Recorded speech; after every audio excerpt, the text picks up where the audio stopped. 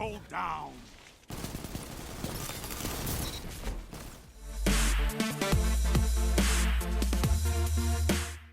It is time to talk about the Gnawing Hunger. Now, you guys have probably seen this weapon a couple of times on my channel already. I've done a few videos on it because I've been raving about how good this auto rifle is for quite a few months. That's right, even before the recent sandbox changes, I have been a big fan of this weapon. I've gone over it a couple of times, figuring out why it's so good. I think it's a combination of really good hidden stats plus really good base stats on the weapon, makes it very stable. Of course, I have two top tier perks for my auto rifle, and as you can see in the clips here, this thing absolutely shreds, even more so now than it did before. And why is that? Well, you guys already know it, man. It's that hand cannon range nerf and that pulse rifle range nerf too. Both of those things have in effect brought our auto rifles into a slightly better spot, and Gnawing Hunger is no exception. In fact, it's probably the weapon that has been given the biggest boost out of all of the auto rifles because of this change, in my opinion. So we can take a look at the weapon right here real quick. You can see my roll. I've got fluted barrel, chambered compensator, appended mag and extended mag. That's probably like where it could have been better. But right here, tap the trigger, kill clip, god tier perks for this weapon, guys. Absolutely god tier. We also got a stability masterwork and we have a targeting adjuster on this thing. So basically 600 RPM auto rifles, when you're using them as well as you can, the optimal time to kill is 0.8 seconds, which is just like 140 and 150 hand cannons. So it's a very, very good time to kill. However, you don't need to land as many crits as you need to do with a hand cannon, so it has much more ease of use. It's a much more forgiving weapon. And for whatever reason, I've talked about this before, I don't know if it's a combination of good stability and tap the trigger, but this weapon is just an absolute laser beam. All your shots just seem to hit at once. It's like it has a really tight bullet spread or something. I can never quite fully explain why this thing is so good, but trust me, it's nasty. That 0.8 second time to kill gets reduced even further to around a 0.6 time to kill whenever you reload and you have kill clip active. You're going to be hitting them in the head for like 30 damage, and it's just really, really strong. Obviously, that nerf to hand cannons has basically brought this thing into a much better spot, because obviously the ranges at which you could get 3-tapped, especially on console by Not Forgotten, which is still arguably, you know, much better than Gnawing Hunger even now. But with that range nerf, when you step out into the max ranges of a Gnawing Hunger, a hand cannon probably can't 3-tap you or will start to struggle to 3-tap you. Not to mention all the flinch that they're facing when, you know, fighting an auto rifle. It makes it hard to land all your shots. Now, the thing with auto rifles that people don't seem to understand, like, people are constantly calling for auto rifle buffs, but you have to be careful with auto rifles, because if you make them too strong, then, you know, the time to kill would be ridiculous. So you'd have to have like a base time to kill of like 0.6 or 0.7 seconds. That would be too good. Where it is right now, particularly the 600 RPM archetype, 0.8 second time to kill is basically spot on. But the thing is, with auto rifles, they have an inherent disadvantage against pulses and hand cannons, and that is that hand cannons can peak shot. Pulse rifles obviously fire 3 burst rounds, so again, they can work with cover a lot better than an auto rifle. Those two weapons, or those two types of weapons, are much better in terms of peak shooting, especially hand cannons. You can peek in and out of cover, you can be very mobile with a hand cannon, and the pulse rifles obviously dominate slightly more at range than auto rifles.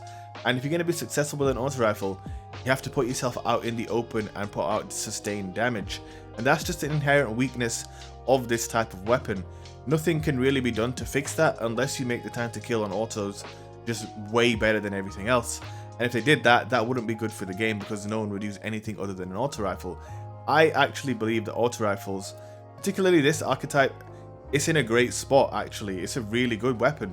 You just have to use it properly and hit your shots. If you don't get that optimal time to kill, you can expect to die, because you're putting yourself out in the open for a sustained period of time in order to get that kill. Now, where things get absolutely crazy with this weapon, particularly for me, is when you stack kill clip with weapons of light. When you have weapons of light and kill clip active on this gun, you do 40 to the head. Now, I don't know what the TTK is on this. There's a math buff in the comment section. I've got a little challenge for you. So it's a 600 RPM auto. It does 40 to the head. What's the TTK? Is that like 0.3 seconds? I don't know. But this thing kills insanely fast in those situations.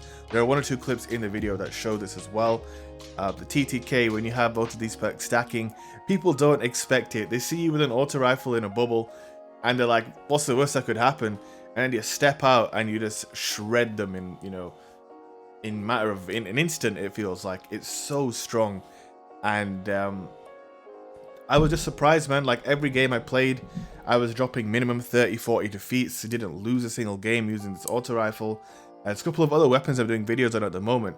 And during my play session, when I switched off the Gnawing Hunger and started using other guns, the games just became a little bit tougher, which really makes me think that this weapon is actually meta, especially in 6v6. In 3v3 with the slower pace of the game, I'm not sure the auto would do as well. People, you know, you shoot someone once in 3v3, if they're a good player, they're out of there. They're not going to be staying still and out in the open long enough for you to really get a kill with this gun. However, if you can catch someone in a 1v1 out in the open, this weapon shreds. It doesn't matter who you're playing, especially with the amount of flinch that it puts out to your opponent. This weapon is just absolutely nasty. So guys, if you have a really good roll on a Gnawing Hunger or any other auto rifle, let me know in the comment section. Do you think auto rifles can hang in this current meta? I certainly believe that 600 RPMs, specifically the Gnawing Hunger, can hang. This weapon is absolutely nasty in my opinion, and I'm a big fan of it. I think I've got over 1,000 kills on this weapon now, and it's definitely going to be in my repertoire more often than not, especially since obviously, as you guys know, I'm not a fan of the hand cannon changes. I find myself running hand cannon less and less and less. I would rather use a scout rifle on big maps. On medium-sized maps, I think a pulse rifle is better. I think on those smaller maps, Gnawing Hunger is potentially better. So guys, that's my opinion. I'm going to let the rest of the gameplay play out. We got some nice clips with the Gnawing Hunger, and I hope you guys enjoy it. If you do, don't forget to like the video and consider hitting subscribe for more Destiny 2 content. A couple of more videos coming out to you today as well, so keep an eye out on those. Make sure you hit that notification bell so you don't miss an upload, and I will see you in the next one. Peace.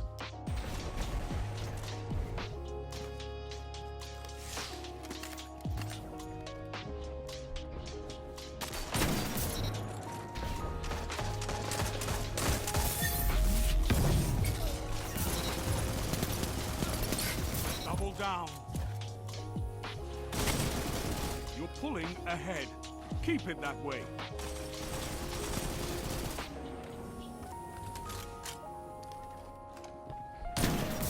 You wage war like a true titan.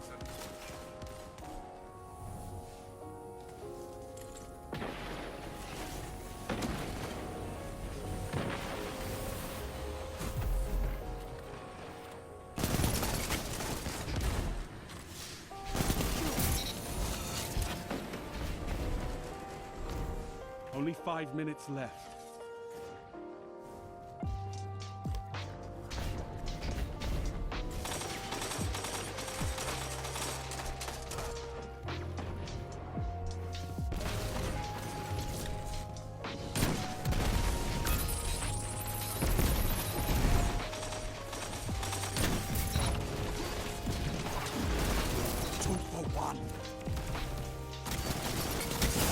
Together as one.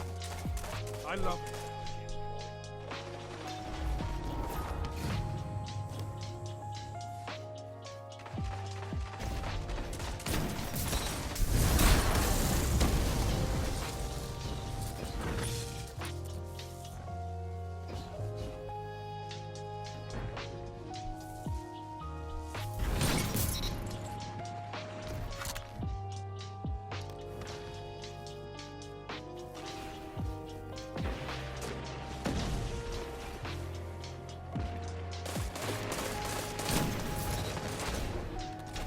Three minutes.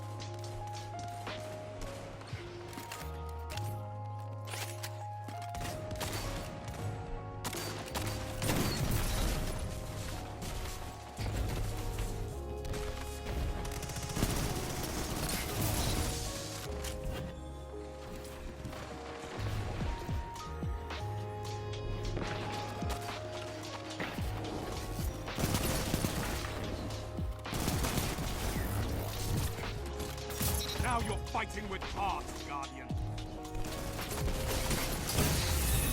If you want it, this battle is yours. Take it!